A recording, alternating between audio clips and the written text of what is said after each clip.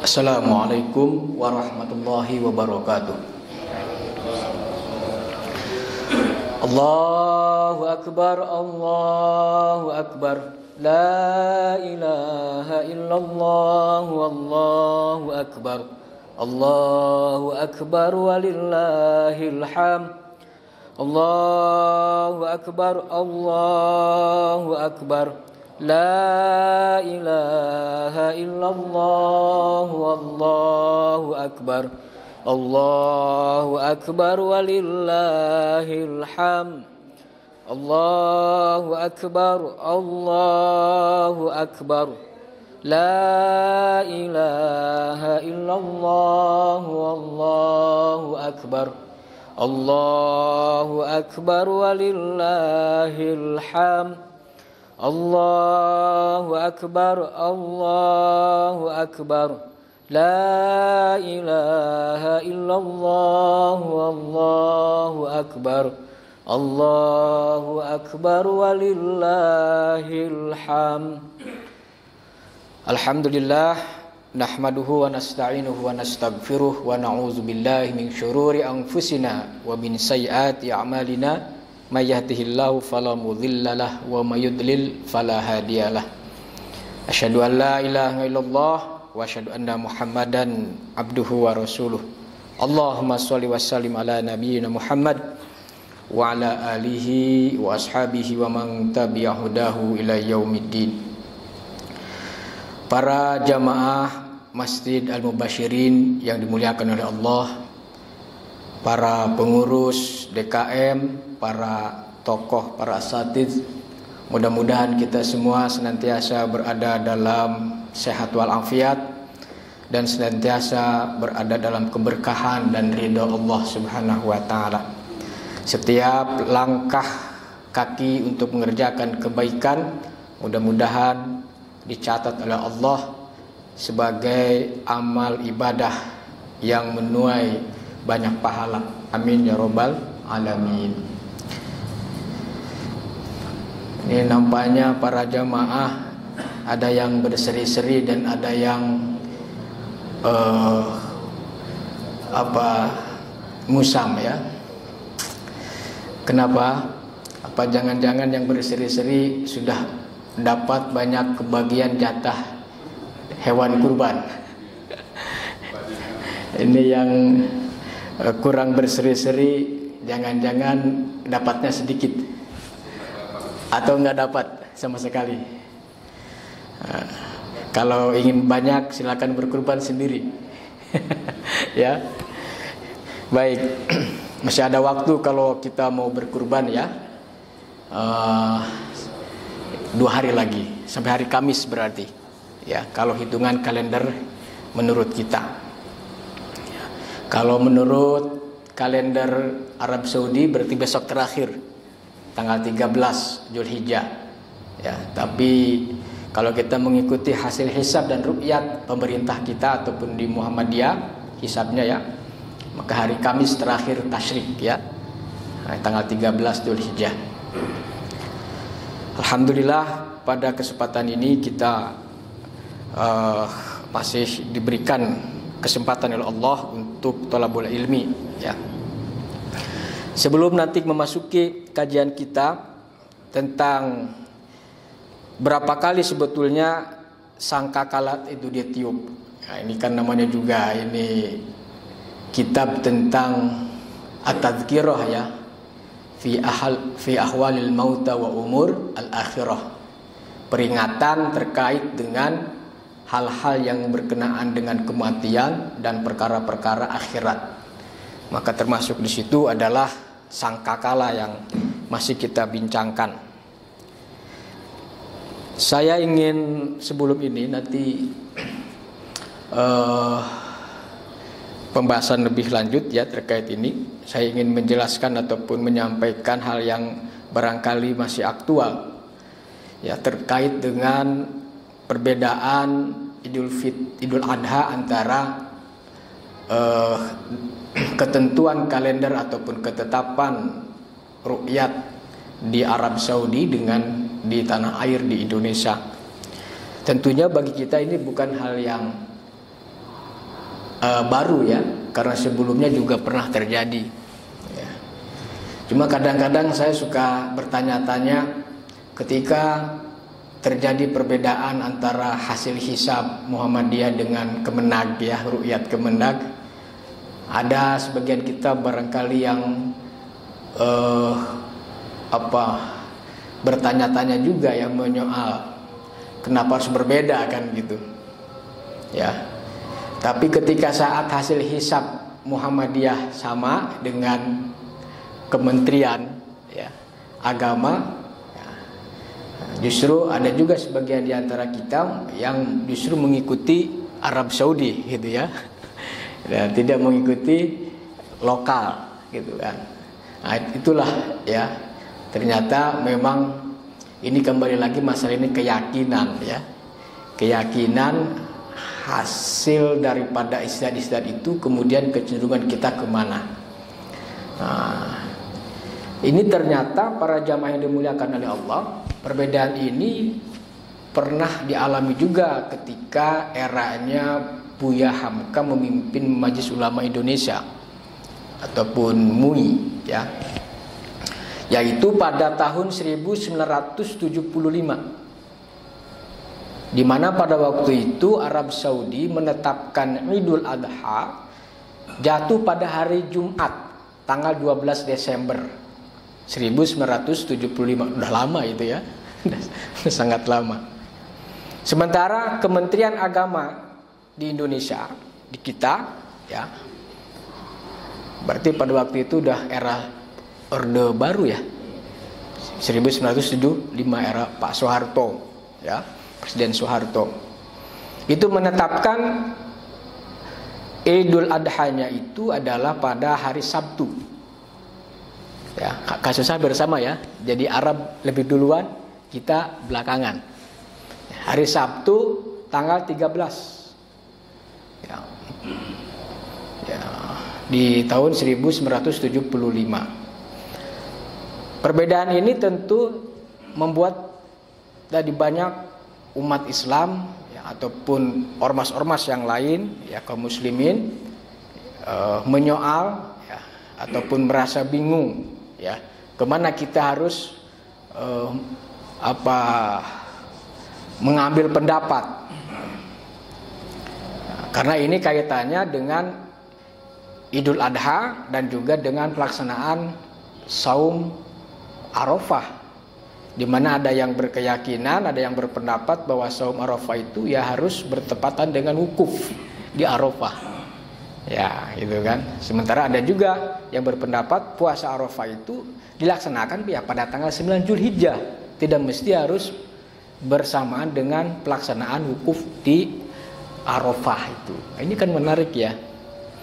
Maka kemudian Buya Hamka itu secara tegas memberikan respon sebagai bagian daripada fatwa ya. Apa? Yaitu agar umat Islam di Indonesia itu mengikuti hasil ketetapan hisab dan juga ru'yatul hilal di negara Indonesia, atau harus mengikuti Kementerian Agama ya. Yang pada waktu itu mungkin Muhammadiyah juga waktu itu di situ ya, di Kementerian Agama pada waktu itu gitu. Ya, tidak seperti sekarang yang agak mulai tetap masing-masing gitu ya. Tapi ternyata pada belakangan ini juga hasil hisab dengan ru'yat itu banyak yang samanya juga ya. Nah, sementara kemudian umat Islam Indonesia yang sedang menunaikan ibadah haji, hendaklah dia mengikuti kalender ataupun ketetapan yang diputuskan oleh Kerajaan Arab Saudi gitu. Kan begitu ya. Jadi jangan sampai berbeda mereka gitu, jangan sampai mereka mengikuti Indonesia gitu ya, yang di sana. Mereka harus mengikuti ketetapan Kerajaan Arab Saudi ya, itu hari Jumatnya berarti. Nah, maka setelah memberikan jawaban itu, maka puaslah ya, umat Islam tidak bingung lagi kan gitu. Nah, yang di sini ataupun yang di sana. Jadi artinya ini kembali lagi insya Allah, karena ini merupakan wilayatul ijtihad, hasil daripada pengerahan ya, berpikir berdasarkan dengan nas ya, bukan karena unsur politik dan lain sebagainya, hasil riset ilmu kan gitu ya, dan itulah hasilnya. Maka kemudian insya Allah semuanya hasilnya adalah baik ataupun benar gitu ya, benar. Jadi jangan khawatir ya, mudah-mudahan tidak perlu kita saling menyalahkan ya, tidak perlu saling menyalahkan ini kenapa ini. Itulah perbedaan ya, hasil ijtihad. Kalau benar kan kata Nabi dapat 2 ya, dapat 2 pahala. Sementara kalau salah dapat 1 kan gitu, masih benar juga kan, masih dapat pahala juga. Nah, akhirnya tidaklah perlu kemudian kita saling menyudutkan antara satu dengan yang lain ya. Itu beberapa masjid kan ada juga yang masih menyudutkan ini, kenapa di kita beda dengan di sana, harusnya kita tuh ikut sana kan gitu kan. Nah, ternyata ini membuka cakrawala kedewasaan kita ya. Jadi sudah tidak asing lagi. Nah, kemudian hal yang paling penting juga yang ingin saya sampaikan di sini, momentum Idul Adha. Id artinya itu kan hari raya ya, Id. Adha itu udhiyah, berkenaan dengan hewan yang disembelih pada waktu duha, dinamakan udhiyah ya. Kalau ada istilah yang lain juga kita kenal ya, yaitu kurban ya, kurbana. Di surat Al-Maidah juga dijelaskan di situ tentang peristiwa kurbannya 2 orang anak Nabi Adam, Qabil dan Habil ya. Kata-kata kurban yang artinya kurban itu mendekatkan diri kepada Allah ya. Ada lagi juga an-nahru, an-nahr, fanhar gitu ya, fasholli li rabbika wanhar. Di surat Al-Kautsar, inna a'tainakal kautsar fasholli li rabbika wanhar ya, artinya apa? Yaitu sembelihan ya, nahar itu. Ada juga istilah apa, az-zibh ya, kata-kata zibhun itu juga artinya memotong ataupun menyembelih ya, az-zibh.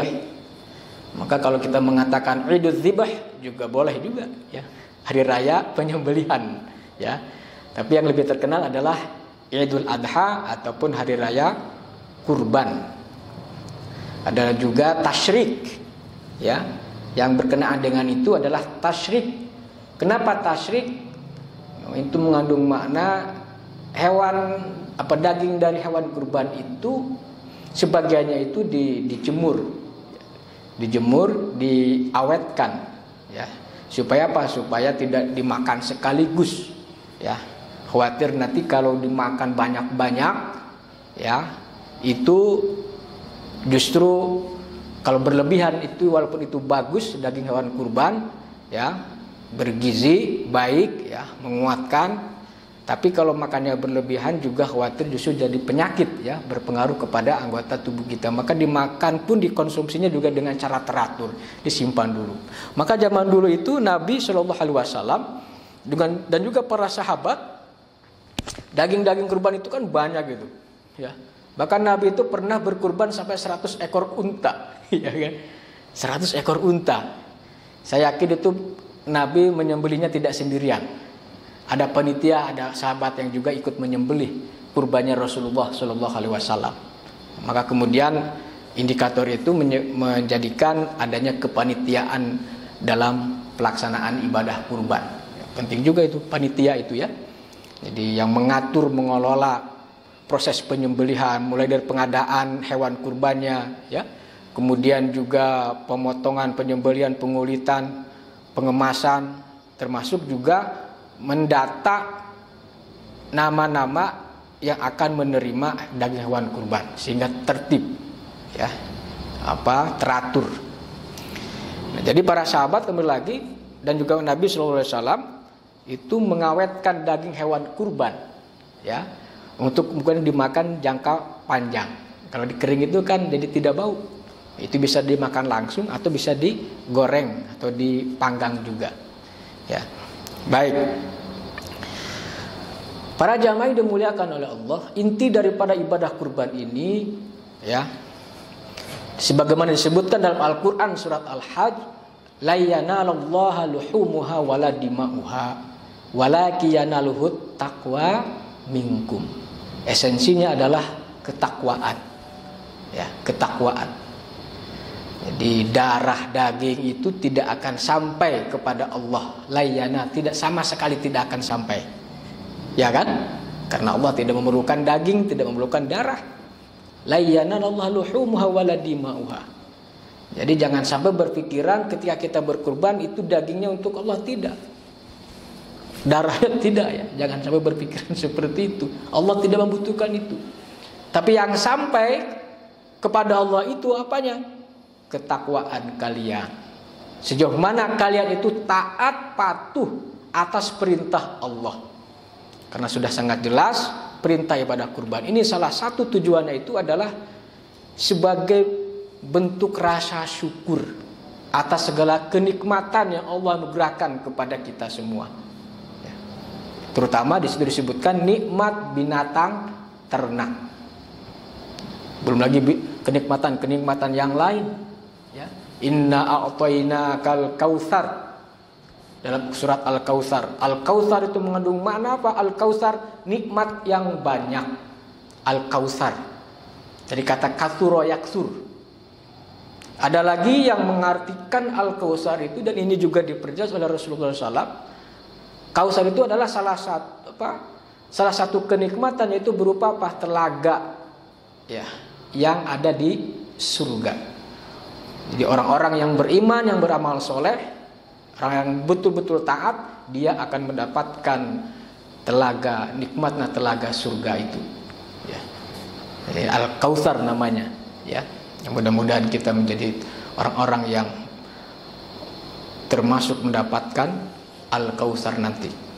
Ya, karena orang yang mendapatkan Al-Kautsar pasti mereka itu adalah orang-orang yang ahli surga. Ya. Orang-orang yang masuk surga, ahlul jannah. Nah, para jamaah yang dimuliakan oleh Allah. Jadi sekali lagi, ya, ketika seseorang itu diberikan kenikmatan oleh Allah, apapun kenikmatan itu, maka sebagai salah satu bentuk rasa syukur kepada Allah adalah dengan beribadah.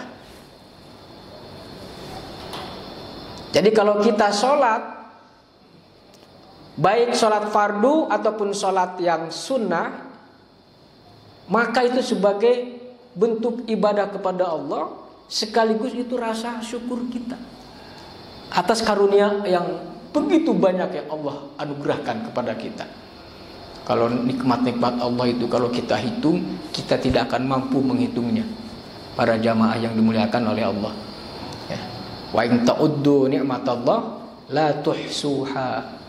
Jika kalian coba-coba untuk menghitung nikmat-nikmat Allah itu, kalian tidak akan pernah untuk menghitungnya. Kenapa? Karena banyaknya.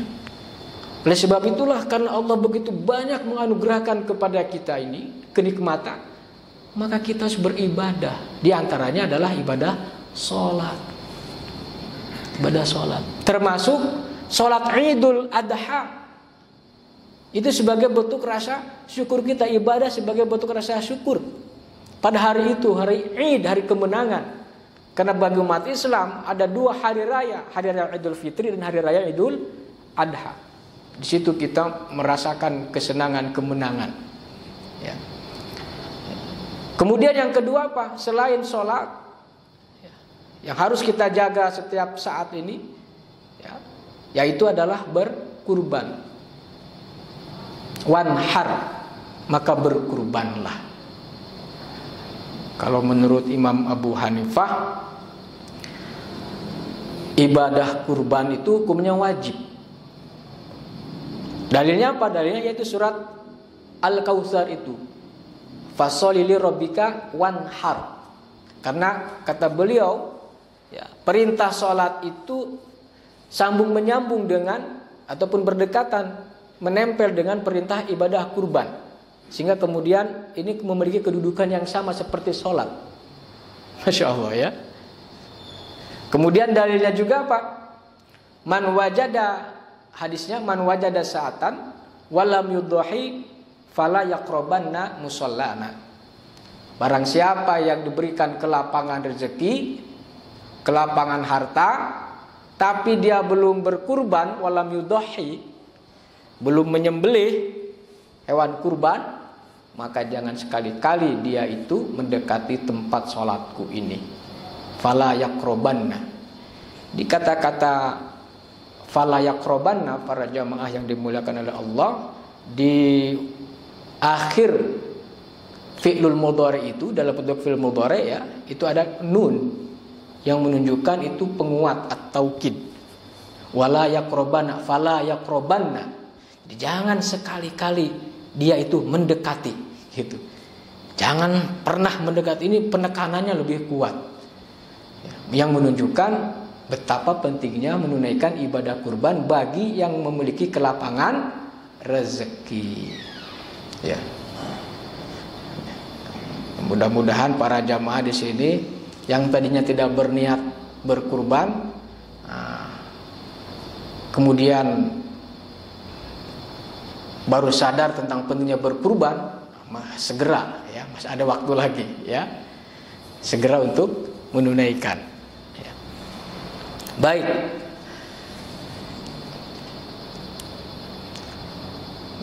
selain itu di antara kenikmatannya itu juga disebutkan di surat Al-Hajj itu ya. Walikulli ummatin ja'alna mangsaka liyazkuru smallah ala ma razaqahum min bahimatil an'am. Di situ disebutkan ya, secara spesifik lagi bahwa setiap umat, kata Allah, kami jadikan bagi setiap umat itu yaitu mangsaka, peribadatan. Dalam kurung mangsaka itu adalah penyembelihan, ibadah kurban. Untuk apa tujuannya? Liyazkuru smallah ala ma razaqahum min bahimatil an'am. Supaya mereka itu ingat kepada Allah, berzikir kepada Allah, mensyukuri nikmat Allah. Mana zikir itu mananya sangat luas itu. Mengakui bahwa Allah Subhanahu wa taala memiliki keagungan, anugerah yang luar biasa yang telah diberikannya kepada kita semua. Maka disebutkan apa bentuk anugerahnya? Ala ma razaqahum min bahimatil an'am. Yaitu berupa binatang ternak, bahimah al-an'am, yang telah Allah rezekikan kepada mereka. Walaupun kita tidak punya ternak, kambing, kuda, sapi, tapi kita punya simpanan uang di ATM kita ataupun di tabungan kita, ya. Maka kita ditekankan, diperintahkan untuk berkurban itu. Karena daging kurban itu kan tidak hanya kita makan sendirian ya dengan keluarga, tapi juga kemudian kita berbagi kepada tetangga dan juga orang-orang yang memerlukan. Al-qani awal mu'tar, baik orang yang berkecukupan ya, yang kaya minta daging kurban bagi, atau bagi orang-orang yang memang mu'tar itu memerlukan, meminta bagi ya hewan kurban itu. Makanya panitia itu jangan pelit-pelit.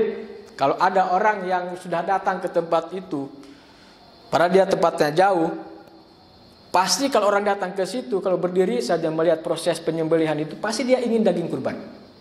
Makanya panitia ini harus menyambutnya dengan welcome. Pak, ayo bantu Pak. Nah, kalau dibantu itu ternyata dia mau, itu senang. Jangan, Bapak dari mana? Jangan Pak, ajak saja. Ya, kasih nanti mereka apanya, jatahnya ya, tulangnya, dagingnya, nanti jeroannya dikasih. Mereka senang gitu. Tenaganya kita manfaatkan. Jadi panitia Ya, harus terbuka, ya harus kalau orang sudah datang ke situ itu ya pokoknya dipertimbangkan betul, diperhatikan. Ya, ditulis namanya, nanti dibagi. Gitu, Pak ya. Kalau memang nggak cukup, ke bagian ekornya juga mau dia, ya, ke bagian ekornya. Baik. Kemudian saya ingin menyampaikan di sini bahwa ibadah kurban ini, para jamaah yang dimuliakan oleh Allah, ini sangat erat secara historis kaitannya dengan keluarga Nabi Ibrahim alaihissalam. Karena pada waktu itu Nabi Ibrahim alaihissalam, sebagaimana sudah kita maklumi bersama, beliau bermimpi ya bahwa beliau itu diperintahkan untuk menyembelih anaknya, putranya yang beliau cintai, yaitu siapa? Nabi Ismail alaihissalam. Anak yang dewasa, yang ganteng, yang cakep, yang ditunggu-tunggu kehadirannya pada waktu itu ya. Tiba-tiba diminta oleh Allah supaya disembelih. Bayangkan ya. Kalau kita kan menyembelih apa ya, mungkin mikir-mikir lama ya, atau bahkan menolak gitu. Tapi Nabi Ibrahim karena itu kepatuhannya kepada Allah, dia pun akhirnya mengikhlaskannya. Lalu kemudian mengajak dialog, bertanya kepada Ismail putranya itu, Inni ara fil manam anni azbahuki fangdur madza tara. Hei Ismail, tadi malam aku mimpi bahwa aku itu diperintahkan untuk menyembelihmu. Azbahuk. Nah, kata-kata zabah itu artinya menyembelih. Ya. Azbah. Ani azbahuka fangzur madza tara. Maka lihatlah, perhatikanlah, unzur, bagaimana pendapatmu. Jadi dimintai pendapat dulu. Ya, ini dalam berkeluarga, anak dengan ayah ini harus ada dialog, mengajarkan kepada kita ketika ada urusan, masalah, persoalan, didiskusikan dulu. Ya, ini mengajarkan kepada kita, diskusikan dulu. Jangan sepihak mentang-mentang orang tua lalu kemudian sewenang-wenang tidak mau meminta pendapat anaknya. Kadang-kadang kan di kita begitu orang tua, egonya tinggi. Bagaimana menurut orang tua saja, atau sebaliknya menurut anaknya saja. Nah, ini demokratis yang luar biasa di sini ya. Bermusyawarah gitu. Makanya dalam keluarga supaya keputusannya itu baik, mendapatkan ridha Allah Subhanahu wa taala, maka penting untuk dimusyawarahkan. Ini bukan hanya mengajarkan untuk keluarga, ya, tapi juga dalam bermasyarakat juga begitu. Dimusyawarahkan. Kepanitiaan kurban juga akan begitu. Masjid, kita akan renovasi masjid ini. Tentu ada musyawarah dulu. Di antara DKM-nya dengan jamaahnya, dengan yayasannya, kita akan merenovasi masjid, dimusyawarahkan. Bagaimana nanti bagusnya nih masjid kita ini, supaya ada jamaahnya lebih nyaman lagi, lebih banyak lagi, kan begitu ya. Ini hasil musyawarah. Jadi kalau dimusyawarahkan, insya Allah akan mendapatkan ridho dan kemudahan. Tidak sepihak, tidak jalan sendiri. Nabi Ibrahim mencontohkan itu. Apa yang dikatakan oleh anaknya itu? Ya abatif alma tu'mar satajiduni insyaallah minas sabirin. Wahai ayahku yang aku hormati, yang aku muliakan, if'al, kerjakanlah, laksanakanlah apa yang diperintahkan kepada engkau, dan engkau nanti insyaallah akan mendapati aku ini sebagai orang-orang yang sabar. Anaknya pun soleh, taat, ya, karena beliau adalah memang seorang nabi, taat kepada Allah, taat juga kepada orang tua. Silakan. Tidak begitu, ya enggak mau ya, tidak nolak ya. Mas aku disembelih ya wahai ayah, jangan kau berbuat seperti itu. Tidak seperti itu kan. Tapi dia ya abatif al if'al matu marsatajiduni insyaallah minas sabirin. Masya Allah. Jadi dia itu dari sini para jamaah menunjukkan dalam beragama itu memang membutuhkan keikhlasan. Dalam melakukan kebajikan itu, dalam sholat, dalam berkurban, ya, dalam menunaikan ibadah haji, dalam berzakat, berinfak, dalam berpuasa, itu semuanya memang memerlukan keikhlasan, ketulusan, dan ketaatan total. Itulah dalam beragama. Oleh sebab itu orang-orang yang seperti itu Al-Quran menyebutnya di surat Al-Hajj itu Al-Mukhbitun. Orang-orang yang betul-betul taat, orang yang betul-betul patuh. Wa basyiril mukhbitin. Berilah kabar gembira kepada orang-orang yang betul-betul taat itu. Dan dalam beragama itu memang Masya Allah ya. Apakah kita sudah sampai ke situ dalam menjalankan syariat ini? Kita harus melakukan evaluasi para jamaah ya. Evaluasi bukan hanya diri kita saja, tapi juga evaluasi keluarga kita, istri kita, anak-anak kita. Mengevaluasi cara beragamanya. Apakah sudah betul-betul mereka itu ataupun kita ini taat total kepada Allah, atau masih setengah-setengah, atau masih rendah lagi daripada itu. Oleh sebab itulah maka kemudian karena pentingnya dalam beragama ini dan pentingnya kesungguhan dalam menjalankan syariat Allah, perintah Allah, Nabi Ibrahim kemudian berdoa kepada Allah. Di surat yang lain, di surat apa di situ Al-Hajj juga ya. Rabbi ja'alni muqimas shalah. Ayat 41 kalau tidak salah ini. Rabbi ja'alni muqimas shalah.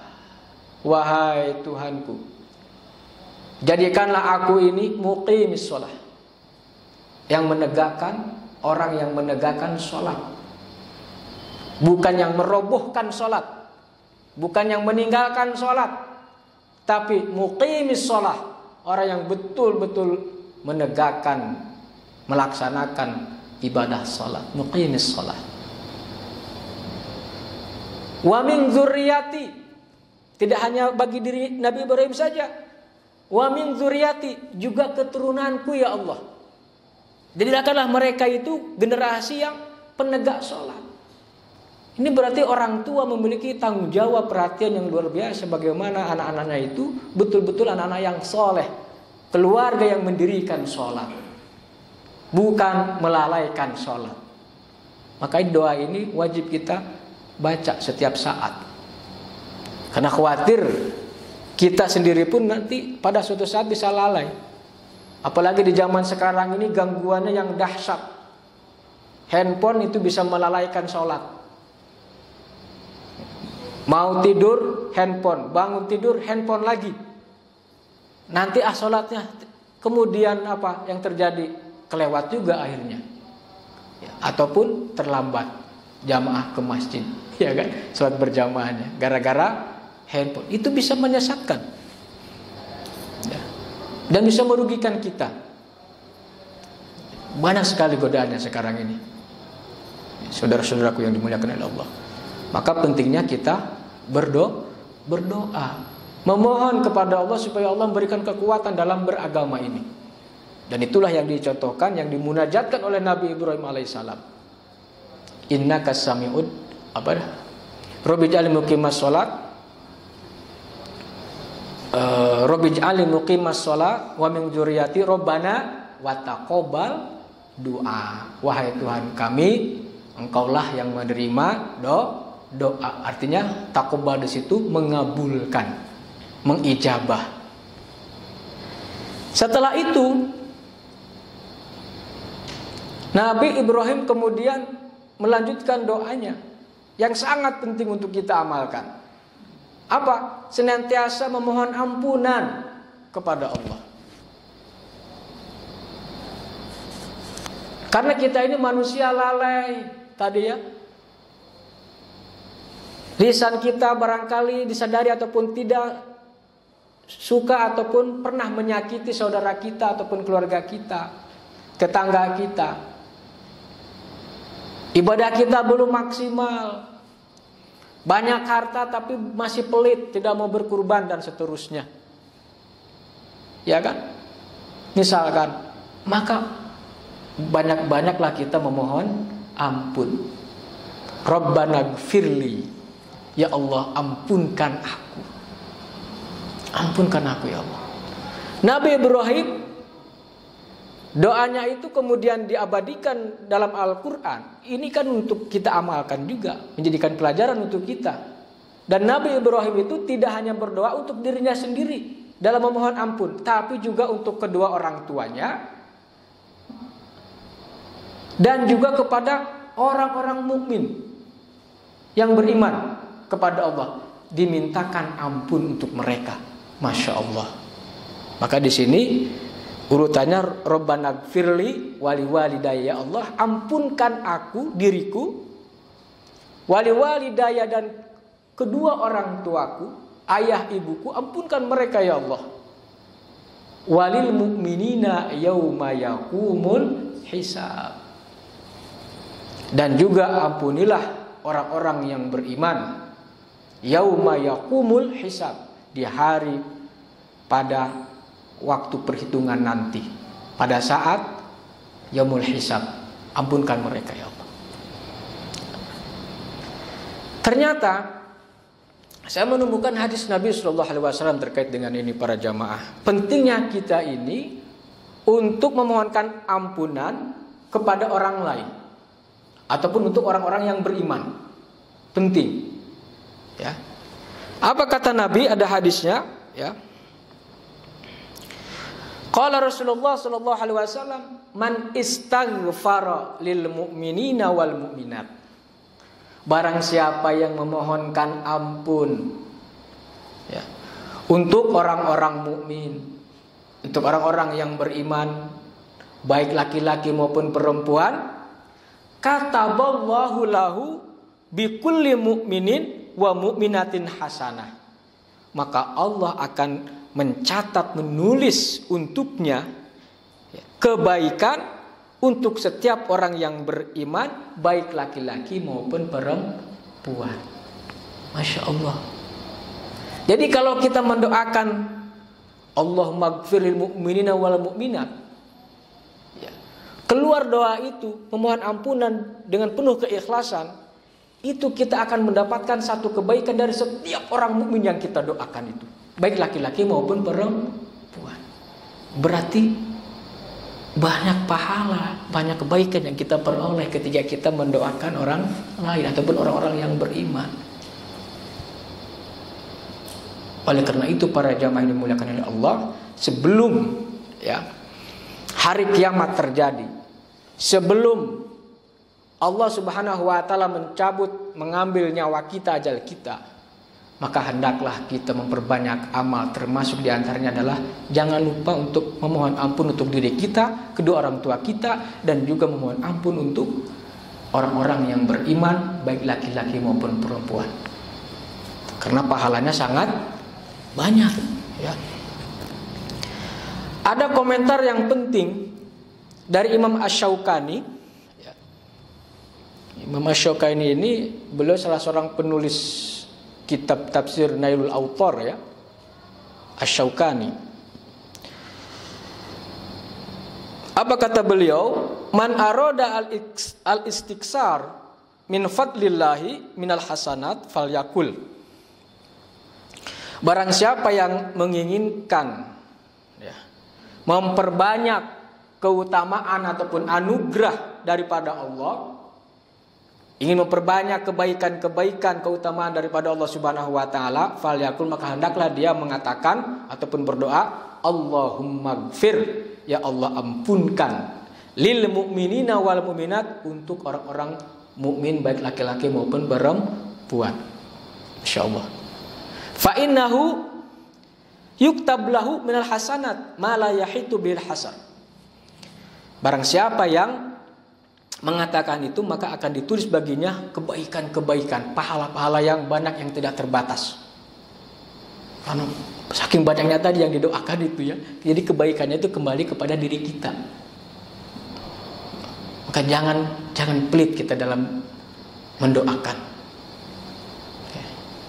Kalau kita mendoakan yang seperti ini, termasuk berarti orang mukmin yang pernah menyakiti untuk kita pun, ya Allah ampunkan mereka. Masya Allah, kan begitu. Orang yang hasad kepada kita, orang yang dengki kepada kita, orang yang meremehkan, menghina kita, tapi dia statusnya sebagai seorang mukmin.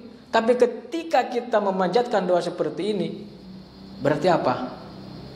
Kita akan mendapatkan tadi kebaikan yang banyak. Masya Allah, ya. Para jamaah yang dimuliakan oleh Allah. Baik. Wala yatasawwaruhu fikrun. Dia akan ditulis banyak kebaikan yang tidak pernah tergambarkan oleh pikiran. Gitu. Oh iya ya, ternyata banyak juga nih. Kita selama ini nggak pernah ataupun nggak ingat, ya. Ternyata mendoakan ampunan, meminta ampun untuk orang-orang yang beriman itu sangat penting, sangat besar pahalanya.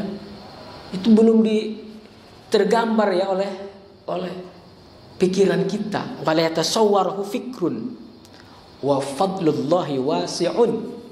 Kata beliau Imam Asy-Syaukani bahwa keutamaan Allah itu, karunia Allah itu ternyata sungguh sangat besar, sangat luas.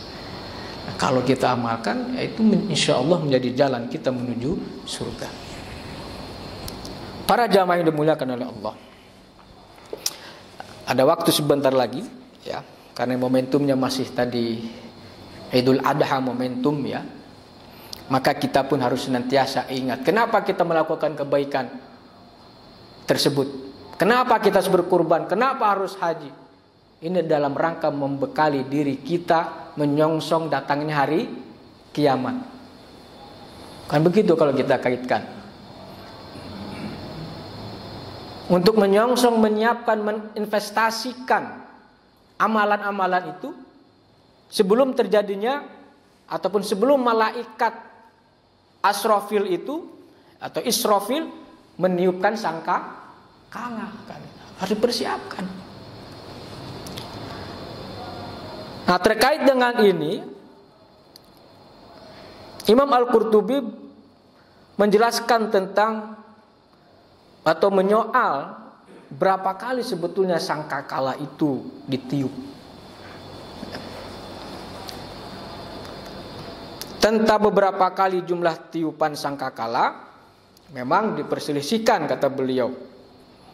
Ada yang mengatakan sampai 3 tiupan, ya, 3 kali ditiup trompet, ya, raksasa itu, ya. Yang pertama adalah tiupan yang mengejutkan. Wah, ini ya, kalau bikin terkejut itu gimana ya, mengagetkan, kaget. Karena memang hari kiamat itu, ya, ketika terjadi kiamat, ya, bikin kaget, bikin panik, ya, terkejut. Kalau ada gempa saja kita kaget, gitu ya, terkejut. Jadi tiupan yang mengejutkan, yaitu didasarkan kepada firman Allah Subhanahu wa taala surat An-Naml, ya. Surat An-Naml ayat 87. Allah berfirman, A'udzubillahi minasyaitonirrajim, wa yauma yunfakhu fis-sur fafazi'a. Nah, kata-kata fazi'a ini, ya, terkejut, ya. Fafazi'a man fis samawati wa man fil ardi illa man syaa Allah wa kullu atauhu dakhirin. Dikata Allah, ya, dan ingatlah hari ketika ditiup sangkakala, itu berarti hari kiamat, ya. Maka terkejutlah, ya, fafazi'a, orang ataupun segala yang ada di langit dan segala yang ada di bumi, kecuali siapa yang dikehendaki oleh Allah. Maksudnya apa di sini, para jamaah? Illa mangsya Allah, kecuali hamba Allah, ya, yang ada yang tidak terkejut, berarti maknanya kan? Kecuali ada hamba yang tidak terkejut menurut kehendak Allah Subhanahu wa taala. Jadi tenang saja, gitu. Wah, ini luar biasa nih. Yang lain kaget, panik, tapi ada yang tenang. Masya Allah. Wa kullun atauhu dakhirin. Ya. Dan semuanya datang menghadapnya dengan merendahkan diri. Ya. Baik. Sedikit lagi ya. Yang kedua, tiupan yang mematikan. Ya. Kalau tadi mengejutkan, ini yang kedua, tiupan yang kedua sangkala itu, yaitu tiupan yang mematikan. Setiap makhluk yang bernyawa mati. Ya. Yang ketiga, tiupan yang membangkitkan. Ya. Nafakhat al-ba'ats, maksudnya adalah kedua-duanya berdasarkan firman Allah Subhanahu wa taala, ya, yaitu di surat Az-Zumar, ya. Di surat Az-Zumar ayat 68. Yang tadi tiupan yang mematikan dan tiupan yang membangkitkan, ya. Yaitu Allah berfirman di surat 68, wa nufikha fis-sur fasa'iqa man fis samawati wa man fil ardi illa masyaallah summa nufikha fihi ukhra fa idzahum qiyamun yanzurun. Ya. Ini di ayat ini menjelaskan bahwa ketika sangkakala itu ditiupkan, ya, dan tiuplah sangkakala itu, wa nufikha fis-sur, maka matilah siapa yang ada di langit dan ada di bumi. Fasa'iqa, binasa. Apa yang ada di langit ataupun makhluk ada di langit dan ada yang di bumi. Illa masya Allah, kecuali orang yang dikehendaki oleh Allah. Berarti ada juga tuh yang tidak mati, ya, berdasarkan kehendak Allah. Summa nufikha fihi ukhra, lalu kemudian ditiupkan lagi padanya itu tiupan yang lain, ya, tiupan sesangkala yang kedua kalinya. Fa idzahum qiyamun yanzurun, lalu kemudian mereka bangkit hidup dan mereka yang zurun, yaitu mereka berdiri menunggu, ya, putusannya masing-masing seperti apa nasibnya. Jadi sangkakala ini, ya, kata Imam Al-Qurtubi, ya, ada pendapat yang lain bahwa pendapat ini dipilih oleh Ibnu Arabi, ya. Kemudian ada juga yang mengatakan hanya 2 kali tiupan, ya. Jadi ada yang 3, ada yang 2 tiupan, ya. Terserah kita mau ngambil yang mana, ya. Karena dua-duanya ini ada dalilnya, ya, ada dalilnya. Baik para jamaah yang dimuliakan oleh Allah, barangkali itu yang bisa kita bahas, ya. Mudah-mudahan menambah wawasan, keilmuan untuk kita semua, terutama menambah keyakinan, keimanan, dan juga ghirah untuk terus berlomba-lomba mendekatkan diri kita kepada Allah Subhanahu wa taala. Subhanallah wa bihamdika asyhadu an la ilaha illa anta astaghfiruka wa atubu ilaik. Assalamualaikum warahmatullahi wabarakatuh.